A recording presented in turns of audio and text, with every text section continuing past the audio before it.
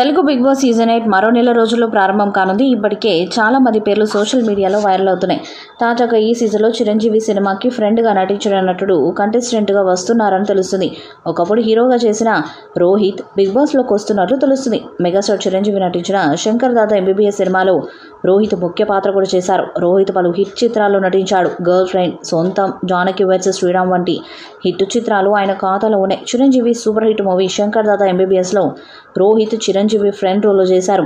2010 తర్వాత పూర్తిగా సిల్వర్ స్క్రీన్కి దూరమైన రోహిత్ ఇటీవల ఓ చిత్రం చేశారు.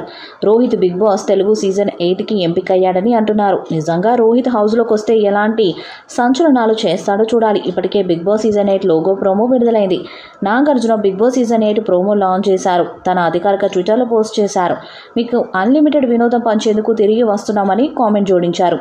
నాగార్జున పోస్టుతో ఒక క్లారిటీ వచ్చేసింది. ఈసారి కూడా బిగ్ బాస్ హోస్టింగ్ బాధ్యతలు ఆయనే తీసుకుంటున్నారు. వరుసగా 6వ సీజన్ని నాగార్జున తన సారథ్యంలో నడిపించనున్నారు. సీజన్ 6 ఫ్లాప్ కావడంతో సీజన్ 7 కొత్తగా డిజైన్ చేసి సక్సెస్ అయ్యారు. ఉల్టా పుల్టా అంటూ ప్రేక్షకులకు కొత్త అనుభూతిని పంచారు. గతంలో చూడని పవర్ అస్త్ర, ఫినాలే అస్త్ర వంటి కాన్సెప్ట్స్ సీజన్ 7లో మనం చూసాం. లాంచింగ్ ఎపిసోడ్స్ 2 నిర్వహించడం కూడా కొత్త టెక్నిక్. లాంచింగ్ ఎపిసోడ్ రోజు 14 మంది కంటెస్టెంట్స్ని పరిచయం చేసిన నాగార్జున 5 వారాల తర్వాత మినీ లాంచ్ ఈవెంట్ నిర్వహించి మరో 5 కంటెస్టెంట్స్ని హౌస్లోకి పంపారు. ఇది టీఆర్పీ పరంగా కలిసి వచ్చింది. ఈ క్రమంలో సీజన్ 7కి మించి విభిన్నంగా సీజన్ 8 రూపొందిస్తున్నారనే వాదన కూడా మొదలైంది. అనూహ్యంగా ఈసారి బిగ్ బాస్ షోలో 2 హౌజులు ఉంటాయట. ఇక మెయిన్ హౌస్, రెండోది లూప్ హౌస్.